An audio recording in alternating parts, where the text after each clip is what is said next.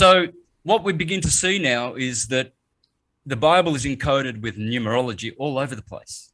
There are many, many, many, many, many 12s in the Bible. I think there's about 80 different kinds of 12s, 12 disciples, 12 sons of Israel, 12 tribes of Israel, 12 sons of Jacob, 12 sons of Ishmael, 12 precious stones on the ephod of the high priest, 12 loaves of bread on the table, the monstrance table in the tabernacle, 12 copper calves holding up the holy see in the tabernacle, 12 trees which leaves give life in the garden in Revelation, 12 pillars in the temple of my God in Revelation.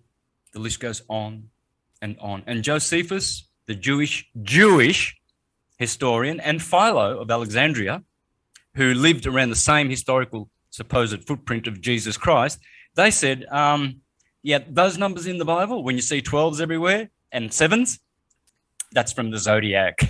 The 7 are the 7 planets, and the 12s are the 12 signs of the zodiac.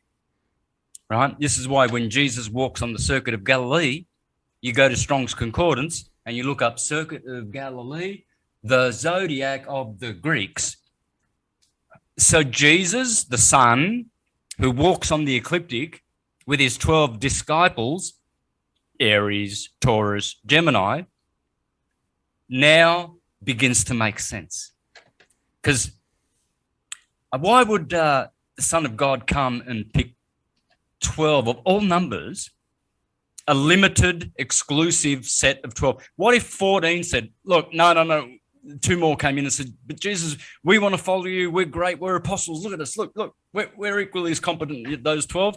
No, it has to be 12. It has to be 12. I mean, I could do a lot of Monty Python skits about the rubbish that people believe that the Bible is literal. And, it's like teaching your children about Santa Claus. He's coming down the chimney, but don't have a camera ready waiting for him because you'll miss him anyway. Just in case, children, Santa Claus comes from the North Pole. Okay, mummy. And so this is what the pastors are doing in church. Oh, Jesus is literal, and he who says that Jesus didn't come in the flesh is the Antichrist.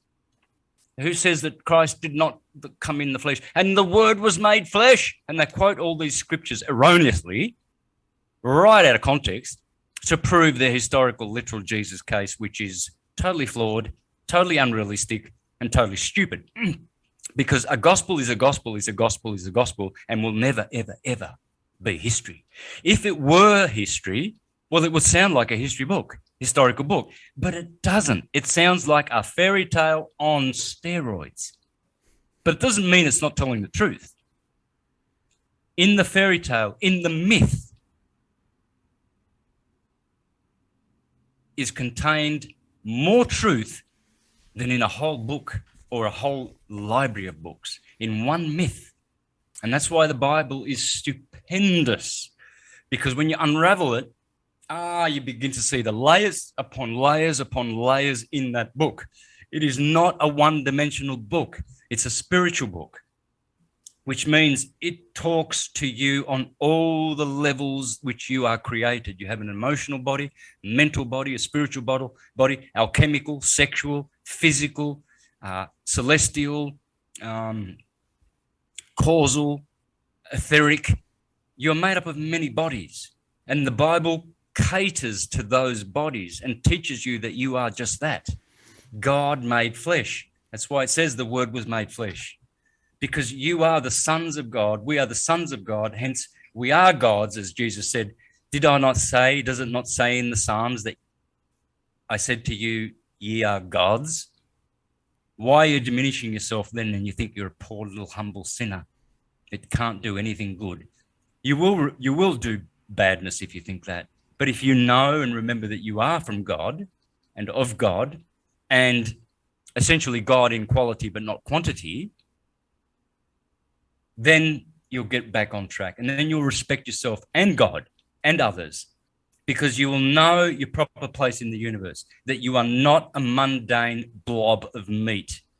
You are a spiritual, transcendental, magnificent, electromagnetic, undifferentiated, unqualified creation from source. And you'll always be connected to source. You will always be of the source.